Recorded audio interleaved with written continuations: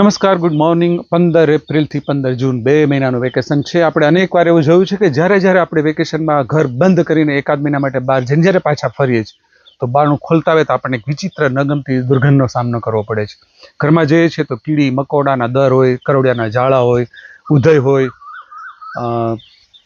અનેક પ્રકારની બંધ પડેલી જે વસ્તુઓ છે એમાં કંઈક ને કંઈક સમસ્યા હોય। બાઇક, કાર, સાયકલ, ફ્રીજ આપણે જાણીએ છીએ। જો નિર્જીવ વસ્તુ માત્ર 20-25 દિવસ માટે પણ જો બંધ હાલતમાં રહે છે તો જો હાલત થતી હોય તો વિચારો કે 2 મહિના માટે 60 દિવસ માટે આપણા સંતાનોના મગજ અને મન બંધ રહેશે તો એની હાલત શું થશે। મિત્રો, આજે છે 19 એપ્રિલ અને આજે છે ક્રિએટિવ માઇન્ડ ડે। દરેક માતા પિતાએ પોતાના સંતાનોનું માઇન્ડ ક્રિએટિવ રહે એના માટે શું કરવું જોઈએ એનું આયોજન પોતે જ કરવું પડશે।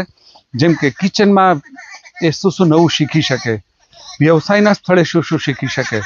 જેમ કે કિચનમાં અમારા લલિતભાઈ અને નીતાબેન હવેલીવાળા છે, એણે પોતાની 2 દીકરીઓ ધારા અને ભક્તિને ચીકુ શેક બનાવતા શીખવી દીધું પહેલે જ દિવસે, વેકેશનના પહેલે દિવસે। અમારા હસરી હરી વાસણ ભંડારવાળા મૌલિકભાઈ કાછેલા છે, એમણે એના દીકરા કૃતાર્થને વ્યવસાયના સ્થળે જોડી દીધો। તારે 1 કલાક આવીને મારી જીએસટીની ફાઇલ સરસ કમ્પ્લીટ કરી દેવાની। તો મિત્રો, યાદી બહુ લાંબી કરી શકો, આપણે પોતે જ કરી શકીએ, જેમાં વ્યવસાયના સ્થળે કરવાના કામો, કિચનના સ્થળે કરવાના કામો, વ્યક્તિત્વ વિકાસના કામો। અમારા જીતુભાઈ સોલંકી એમના દીકરા અભિનવને કવિતાઓ બનાવતા શીખવે છે, એને ચેસ રમતા શીખવે છે, એને સરસ પેઇન્ટિંગ કરાવતા શીખવે છે, એ સરસ મજાનું અભિનય કરી શકે છે, સ્પીચ આપી શકે છે। તો આ થયું વ્યક્તિત્વ વિકાસ।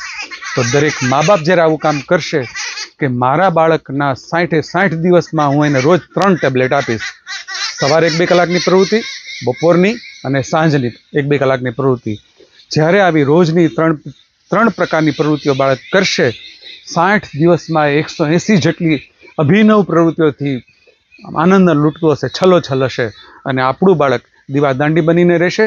અને એક માતા પિતા તરીકે તમે પણ। ધન્યવાદ।